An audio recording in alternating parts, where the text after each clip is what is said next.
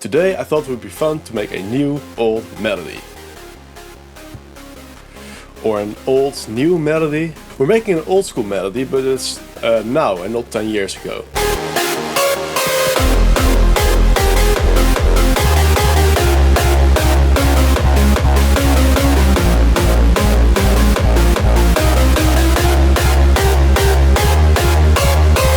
So what gives an old school melody its actual old school sound? Well, for one, it's sound, but also the structure of it, right? A lot of old school melodies get interesting not by like the structure of the melody itself, because that's like really fucking basic. They get interesting by their progression. Most of the times there are exceptions, of course, but in general, old school melodies tend to feel old school because of their structure. So let's head back to doublets for a second. Or straight, or whatever you want to call it. To really quickly demonstrate a point, I'm kind of replicating an old school melody. If you can guess it in the comments, please do. Just to show you what the structure of an old school melody looks like and why it gets interesting.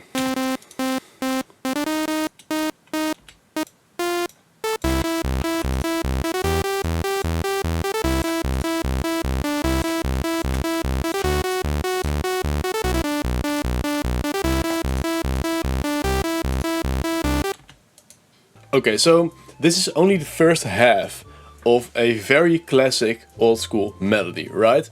And the way this one gets interesting is not by the melody itself, because that is not interesting.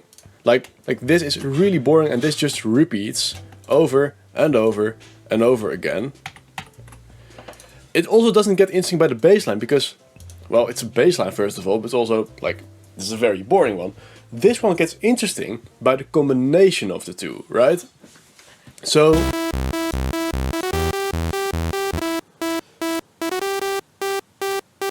boring as fuck, and the bass line on its own.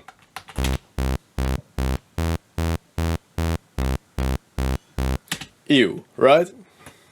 When you combine them, they get rich, they get fun, they get interesting. We can use it to our own advantage. Okay, let's figure out a bass line first. You can do a couple of things. You can just rip whatever chords you like, or you can make your own, or you can do a combination of the two. I'm gonna start with giving it a shot myself, and if I fail or if you see a weird jump cut, that means that I've cheated. So let's see. Nope. Yeah. So this is just scouting for notes.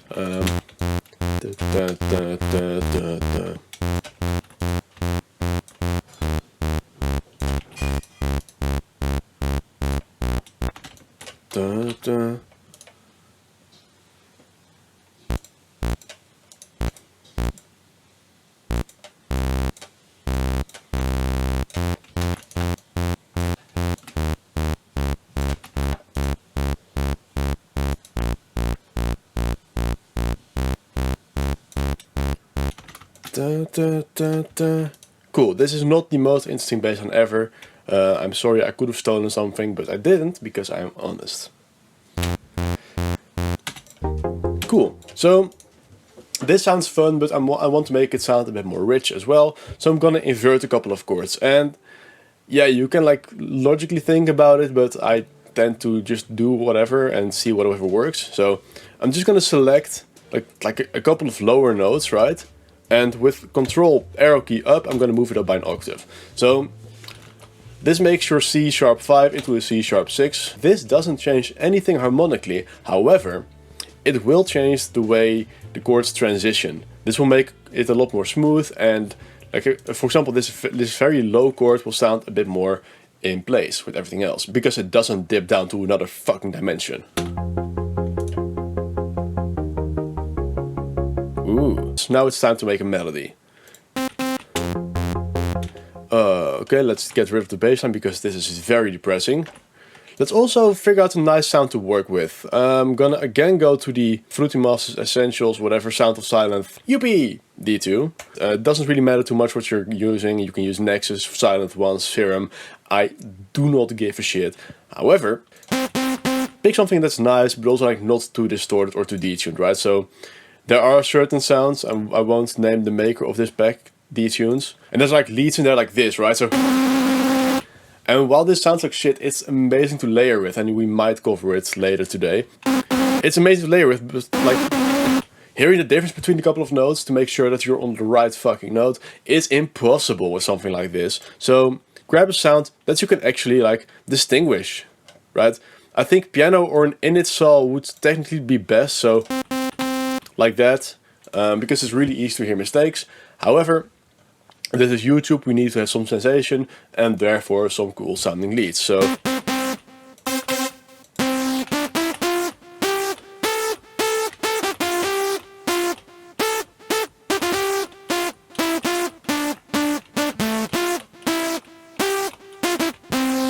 I don't know.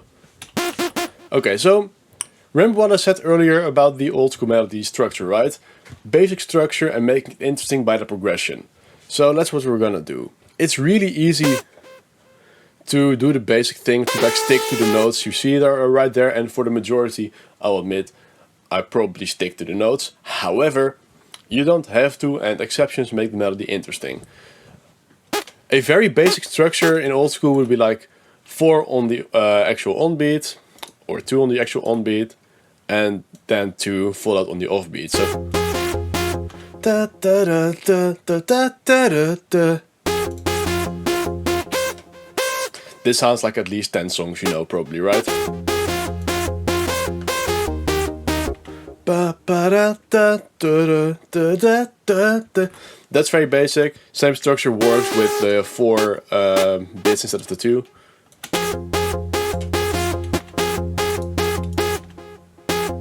And you can even like throw in a couple of steps like this.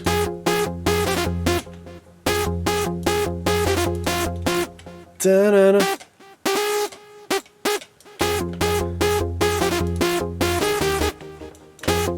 Timing of the notes is often way more important for the flow than the actual notes you're picking. So da, da, da, da, da. Also repetition is important as well. Like I actually started out making this as a bit of an example, as a bit of a joke. However, I like the way this sounds, so we're gonna work with it. Da, da, da, da, da, ba, ba, ba, da, da, ba.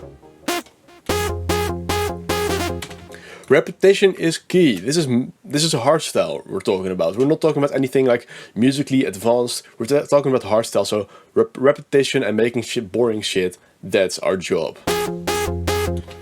Essentially, we're making music for drugged up people on festivals, and they should be able to sing along.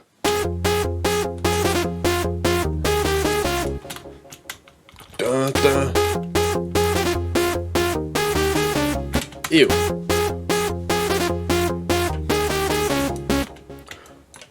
Da, da, ba, ba, ba, ba, ba.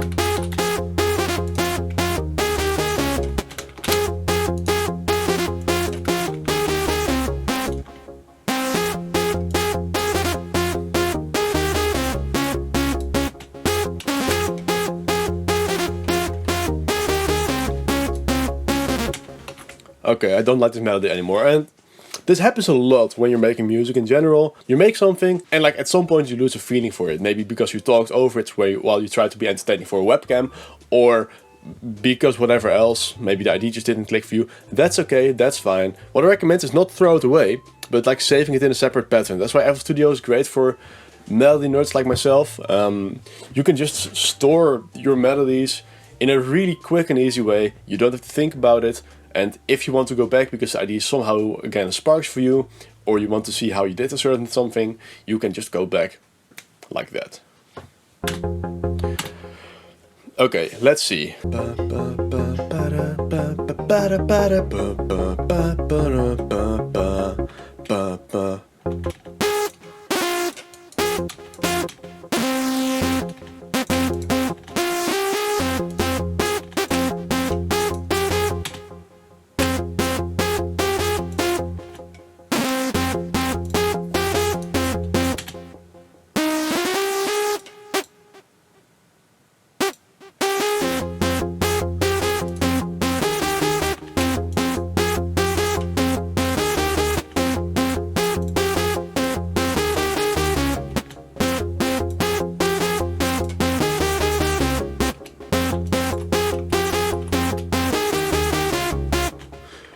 I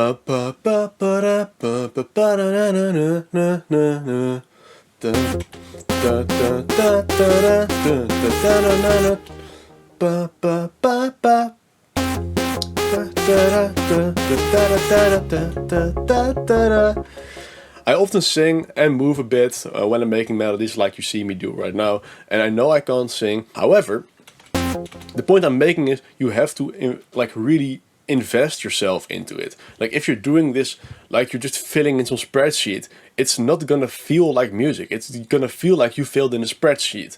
So try to get into it emotionally, physically, try to move on it. We're making dance music.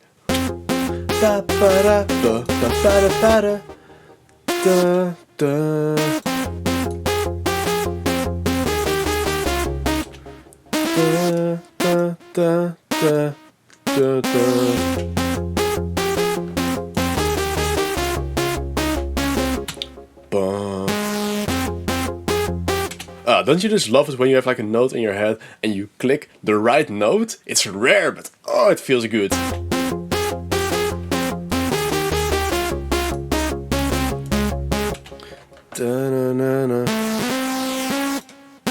Okay, so this is a bit of repetition that I tried to say earlier.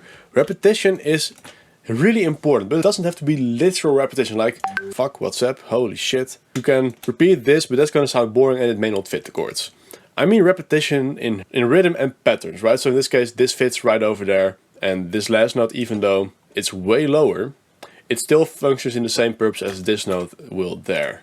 And this is really important to keep the timing the same, right? If I have this pattern repeating there, and I want to do the same there, but I'll do it like there, it's gonna feel completely different, or like there. Yeah, not the same feeling. This doesn't really feel old school yet, and for that we need to apply another trick.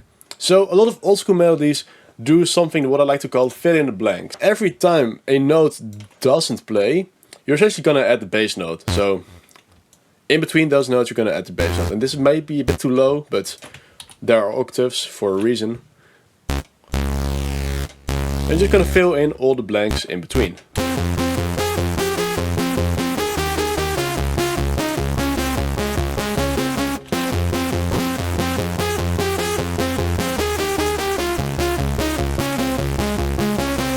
And to make sure we repeat the pattern, we can just copy paste this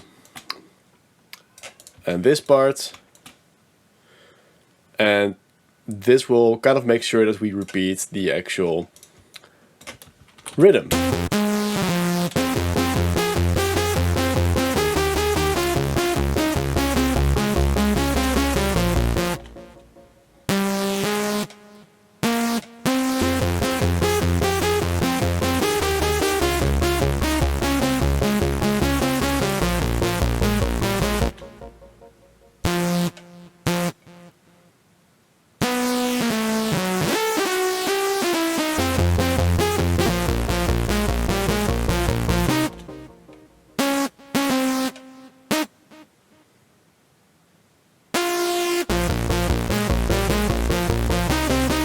So this is really funny, alright?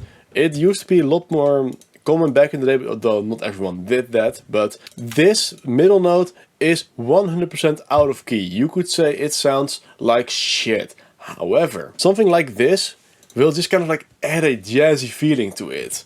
I don't know, I just love the way this sounds, and I kind of hate that we don't hear it more often today.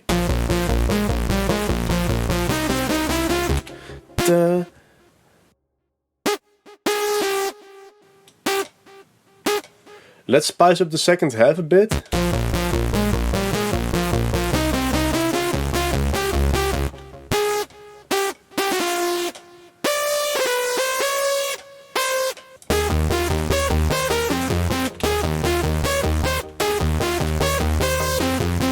Okay, so this is our old school melody for today. So,